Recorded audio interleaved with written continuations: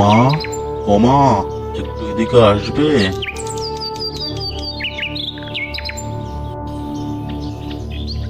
আর পারি না, মাজায় ব্যথা।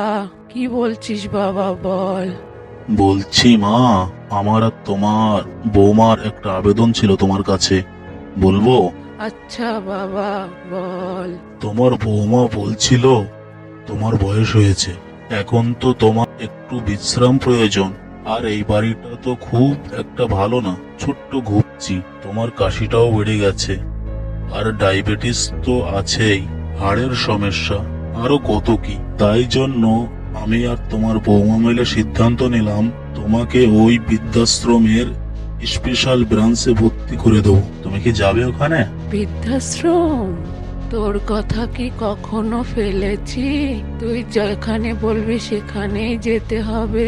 আচ্ছা ঠিক আছে, আমি তোমার জন্য একটা সুন্দর দেখে রুম এবং বেড বুক করে রেখেছি। তাহলে চলো আমার সাথে গাড়িতে ওঠো, তোমাকে এখনই ওখানে রেখে আসি।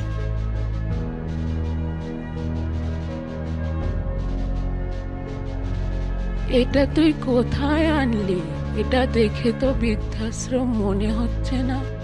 বাইরে থেকে বোঝা যায় না, ভিতরে চলো, দেখো তোমার মতো কত এমন বয়স্ক মানুষ আছে এবং তাদের সকলেই দেখাশোনা করছে, সকলে হেসে খেলে আছে।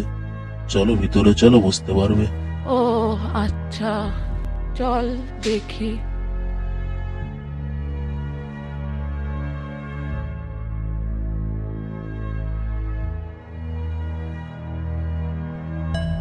ওমা, এ তো দেখছি আমার মেয়ে, জামাই, বৌমা সবাই রয়েছে। এত সুন্দর বাড়ি, এখানে কেন আনলি? আসলে আমি আর তোমার বৌমা মিলে তোমাকে একটা সারপ্রাইজ দেব ভাবছিলাম তোমার জন্মদিনে। তাই জন্য তোমাকে মিথ্যে কথা বলে এখানে নিয়ে এলাম। আজ থেকে এই বাড়িটা তোমার, আর এখানে আমরা সবাই মিলে থাকবো। আমিও জানতাম আমার ছেলে কখনোই আমাকে বৃদ্ধাশ্রম পাঠাতে পারে না, কিন্তু জানিস কিছুক্ষণের জন্য আমাকে মনে হয়েছিল যে আমার ছেলে বউয়ের কথা শুনে আমাকে বৃদ্ধাশ্রম পাঠিয়ে দিচ্ছে। এবং তোমার মেয়ে এবং জামাইকেও এনেছি, যাতে তোমার ভালো লাগে। তুই অনেক বড় হয়ে গিয়েছিস। আমার জন্মদিনে তোরা এভাবে আমাকে উপহার দিবি, আমি স্বপ্নেও ভাবিনি।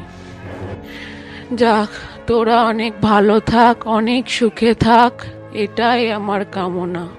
আর যতদিন বেঁচে আছি ততদিন একটু ভালো করে খোঁজ খবর নিস, একটু হেসে খেলে কথা বলিস, এতটুকুই আমার তোদের কাছে চাওয়া। এর থেকে বেশি কিছু আমার আর দরকার নেই। এই বাড়িটাও আমার লাগবে না, আমি ওই বাড়িতেই ঠিক আছি। না না, তোমাকে আর ওই বাড়িতে থাকতে হবে না, তুমি এবার থেকে আমাদের সাথে এই বাড়িতেই থাকবে।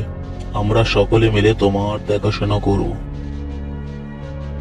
হ্যাঁ মা, এবার থেকে আপনি আমাদের সঙ্গেই থাকবেন। ঠিক আছে, তোরা যখন এত করে বলছিস তাহলে তোদের সাথেই থাকবো এই বাড়িতে। আসুন, এগিয়ে আসুন, আপনার জন্মদিনের কেক কাটবেন।